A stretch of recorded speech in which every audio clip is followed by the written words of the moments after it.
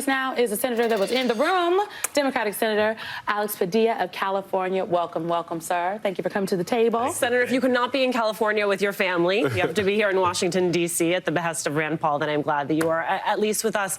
They have bungled this so badly, Republicans, and they have made this complicated in ways it never needed to be complicated. Talk to me about the stakes of not getting this done and not getting it done in a timely fashion. Yeah, no, I appreciate this because it is important for the people to know. Some people have used the phrase, the Republicans are the dog that caught the car, right? How long have they been demanding we need to get tougher on the border, we need to address the border, we need to secure the border?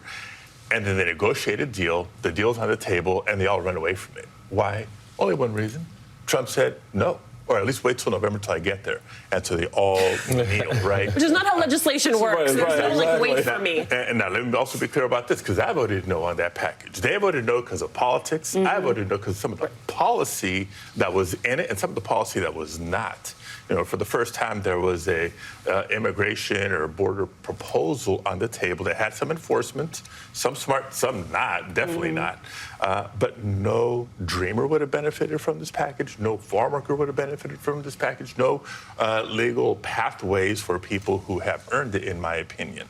And so now the next step is, well, okay, let's vote on the rest of the foreign aid package, which is what we should have done a long time ago.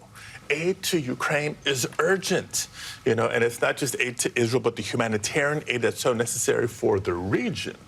Aid to Taiwan and strengthening our posture in the Indo-Pacific region. All that should have been done months ago, but it was held hostage by Republicans. They were very blunt about it.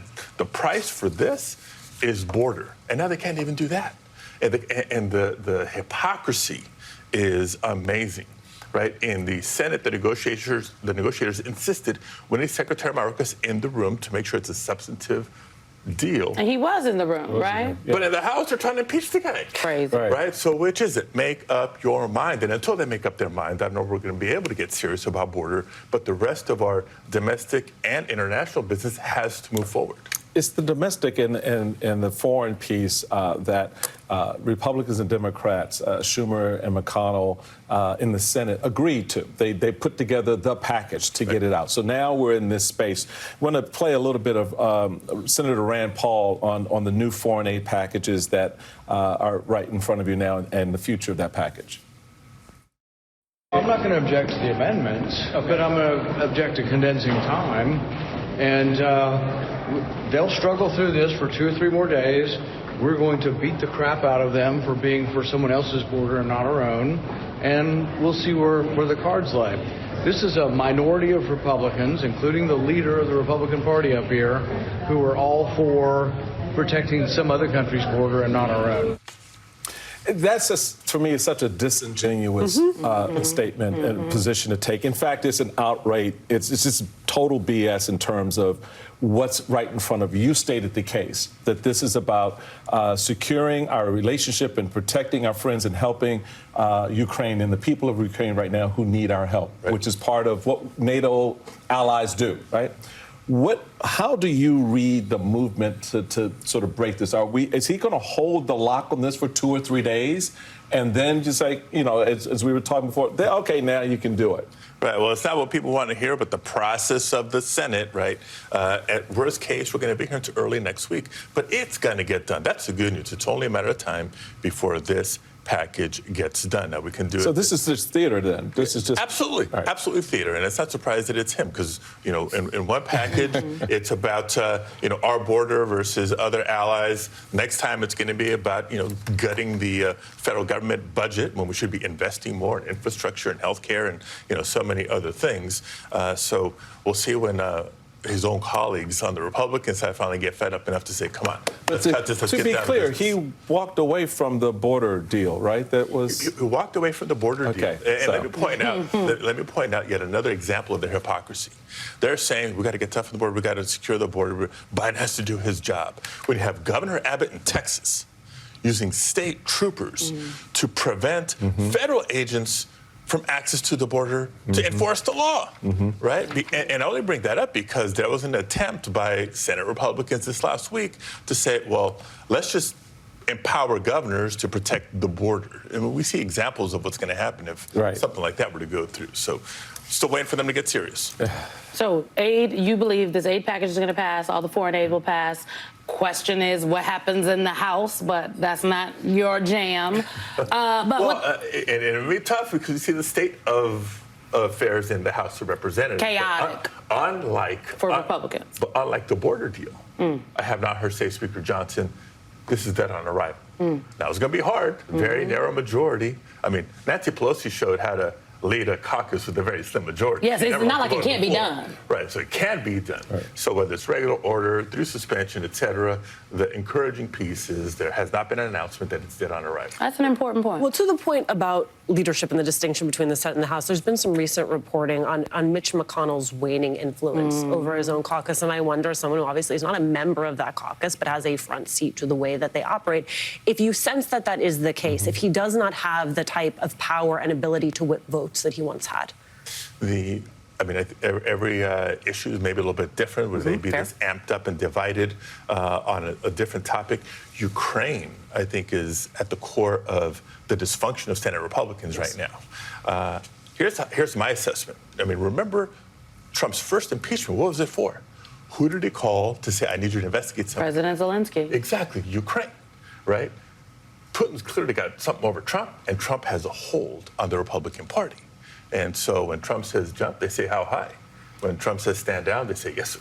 Right? When Trump says let's wait till November, that's what they're going to try to do. So it's the Trump effect that McConnell is up against. But in doing that, they are conceding the global fight for democracy over autocracy. I think sometimes we talk about Ukraine and it makes it seem as though this only matters to Ukraine, when what we are talking about is a much bigger struggle here. And the fact that Republicans would absolutely concede that substantively is incredibly alarming for us as Americans. Yeah. It's also we're talking about avoiding a potential world war. Right. Like Vladimir Putin is not going to stop at Ukraine. Right, and when we look at the migrant situation, there used to be a Republican Party sympathetic to people fleeing repressive regimes, whether it was Russia, Cuba, Venezuela, other countries. That's not the case today.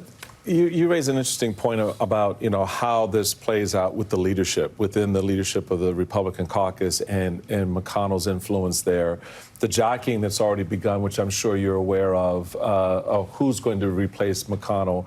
Do you sense that there are Republicans in the Senate that Democrats can go to, not just on the issue of foreign aid, but on other things like the border, to sort of say, look, let's massage this a little bit differently and come to a different spot, because we do need, whether it's together or separate, we do need to address both of these issues, and we do have a way forward because we had it. What's the prospects, or is this just going to be political theater for the rest of this cycle till we get to November, and then probably looking at a different lineup anyway? Look, I got to keep hope alive. This is a tough business for me, and if you don't keep hope alive, Senator's like, I got to keep it alive. And I made immigration reform, modernization, whatever term you want to use, a priority of mine since I got to the Senate more than 3 years ago, because I know how outdated our immigration system is. And so I've been doing that outreach with some Republicans, maybe a little easier than others, and maybe some will support this but not that, and so we're trying to find that sweet spot. One of the frustrating things for me is how many Republicans have told me, hey, behind closed doors, I'm with you on Dreamers. We got to do that. But first we got to secure the border, or let's help farm workers, other essential workers during the pandemic. But first, Biden has to get control of the border, which is part of what enraged me this last week. So they negotiated a deal that they thought, I did, but they thought would secure the border. So why not add relief for Dreamers and others to this package? But they always walk away from it. We saw it in 2013. They negotiated a deal. It was moving. Speaker Boehner never brought it up for a vote in the House. We saw it in 2018. There was a bipartisan deal on its way to a floor vote in the Senate until Trump tweets. and a bunch of them walk away, and we're seeing it again in 2024. Republicans have to decide when to get serious. But they had the deal. That's the critical thing I think people need to understand. They had the deal. And they voted against it. They voted against the deal. They didn't take the win that Democrats, much to the chagrin of certainly the more progressive members of the Democratic caucus, didn't want that, didn't want those pieces. It was a conservative bill on the border. And yet and still Republicans decided, because Trump made a phone call to the speaker, we're killing it. And let me take a minute to why I voted no on that bill. Because in that bill was another way to get back to what we used to call Title 42, right? Just to shut down the border, which we know did not work. Numbers went up during the Trump administration and when Title 42 was in place. If you want to be smart about addressing the migration issue, you got to, first of all, look at root causes. Why are so many people so desperately trying to come here to begin with? Let's work with our partner countries throughout the hemisphere and either give people hope and opportunity back home or work with other partner countries throughout the hemisphere to everybody do their part to better manage this flow. The biggest pressure that feeds unlawful migration is it's so hard to come here legally, right? So they wanted to make the amnesty system tougher. You can do that all you want. You can build a wall as high as you want. You're not going to get people, reduce the numbers until you address those root causes and engage our partners. That was not reflected in the bill. That was not reflected in the bill. There was nothing about that. And I mean, I worked on the root cause of migration when I worked for the vice president at the White House, and it's always a two-pronged approach. At the border, yes, there's infrastructure at the border, but what is happening in the countries? The person who has been very at the forefront of all of these conversations is Secretary Mayorkas, as you raised. The House looks like they're going to bring his impeachment vote back up again. One more time. One more time. They might have the votes this time, Alicia. I don't know. And if they do have the votes, they're going to send it to the Senate. I don't think Senate Democrats are poised to impeach Secretary Mayorkas, but ain't going to happen. And every minute the Senate may commit to it. There may be a full-on trial. There may be something less than that. You think so? There could be a trial still. Well, we don't know. We got to get this foreign aid package done, and then we'll get to that piece if it comes out of the House. Okay. House tried and failed last week. Every minute, either we may end up spending on that. Any minute that the House is spending on is a complete waste of time. I think lots of folks would agree with you. Senator Padilla, thank you so much. I hope you get home to your family. He's sticking with us. No. Oh, you're right. He's sticking around. Everybody's like, he's not going anywhere. Don't let him go. Well, actually, we do need you to say. Because I have a follow-up on you, something you said, so we want to get to that. Well, I mean,